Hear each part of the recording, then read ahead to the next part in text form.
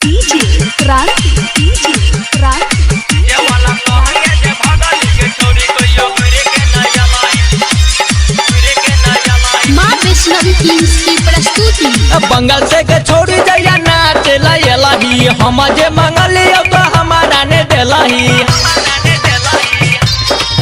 छोरा डीजे वाला सोहंगे जे भगली के छोरी कहियो घुरे के ना यलही छोरा डीजे वाला सोहंगे जे भगली के छोरी कहियो घुरे के ना यलाई बंगाल से के छोरी जइया नाचे लयलाही हम जे मंगली अब हमारा ने देलाही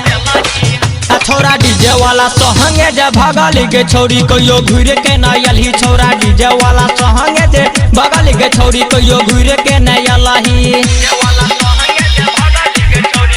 DJ क्रांति DJ क्रांति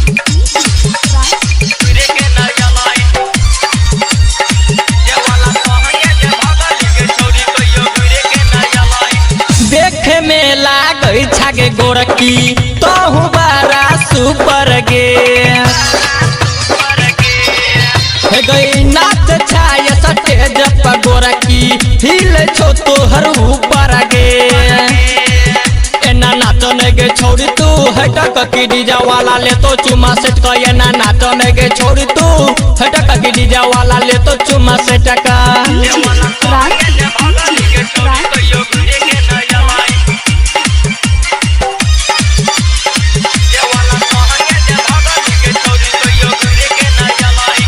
जींस टी शर्ट लगा कछौड़ी चल नहीं तू हट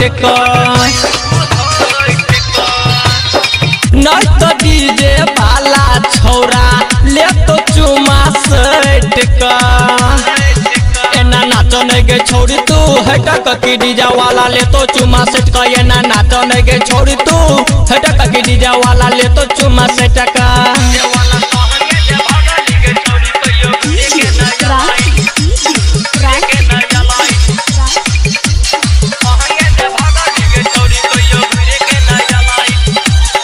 माँ वैष्णवी फिल्म्स की प्रस्तुति। राइटर वरुण छौरा सुनील के बोले तई अपरी नदी बाना के गाना डीजे पर बजे तई